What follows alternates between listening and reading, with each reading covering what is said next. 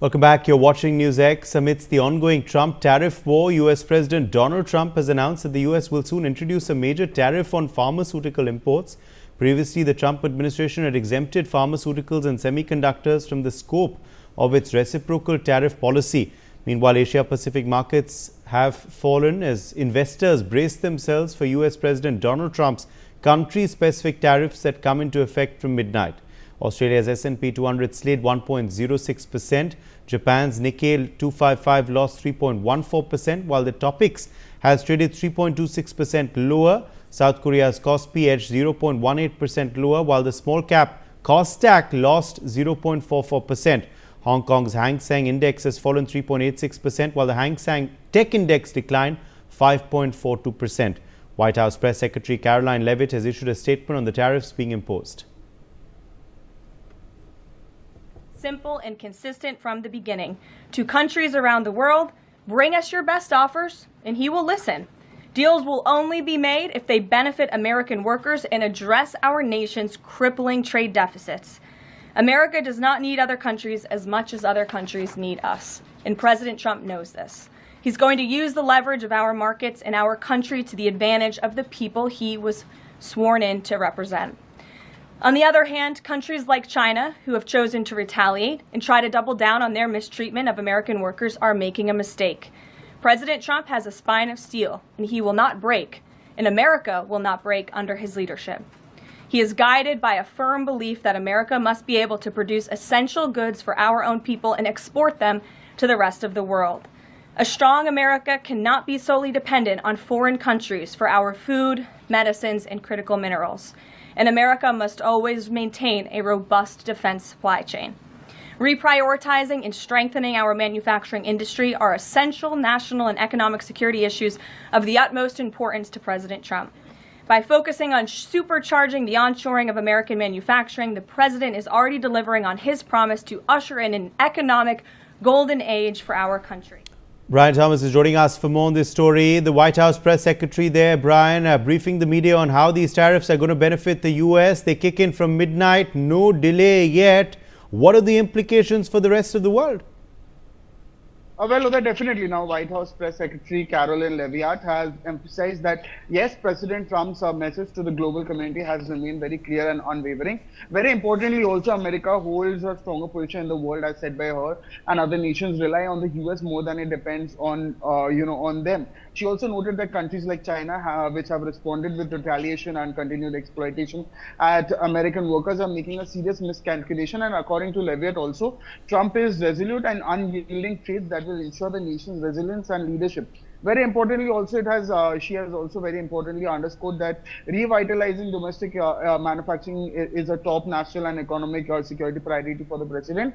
And through the efforts also to accelerate onshoring, he is already paving the way for what she described as a new economic golden era for America as well. And basically also, it is clearly said that he is, as per her, Trump is also committed to reducing reliance on foreign nations for food, medicine, and critical resources, while also reinforcing the country's defense supply chain as well. Yes, Uday. Yes, let's just talk now a bit about the Asian markets. They've opened lower today. There was obviously gains for various indices yesterday, including the Indian one. What are the Asian markets looking like this morning, Brad?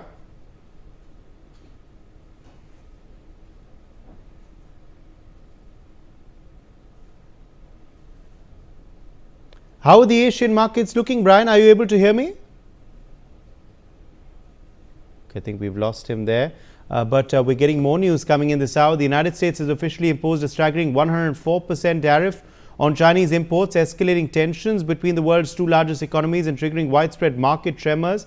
The White House confirmed that the new tariff structure effective April 9th follows through on US President Donald Trump's ultimatum to Beijing to roll back its retaliatory 34% duties on American goods. It comes just hours after a phone call between Chinese Premier Li Qiang and European Commission President Ursula von der Leyen, in which Li voiced strong opposition to what he described as unilateralism, protectionism, and economic coercion.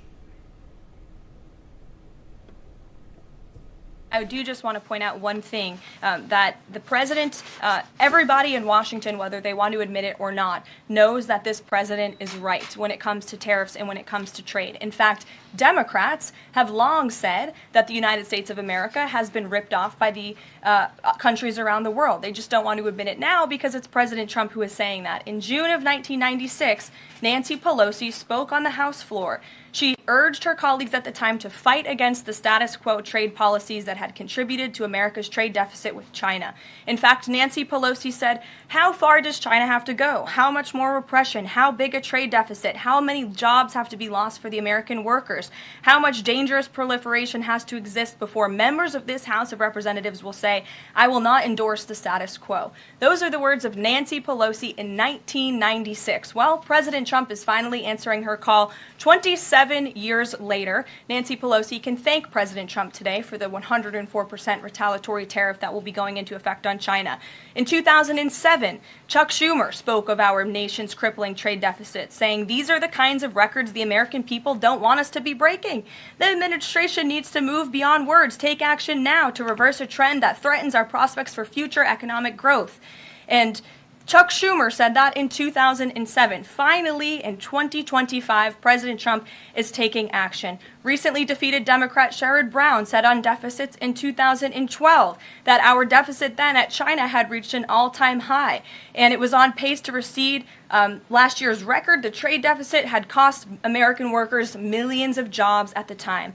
These are the words of Democrats years ago. It is about time America finally has a president who is taking action to restore those millions of jobs back to the United States of America, to boost our manufacturing industry. He's doing what's right for the American people. It will take a lot of labor. It will take a lot of effort. But that's exactly what the American people elected this president to do.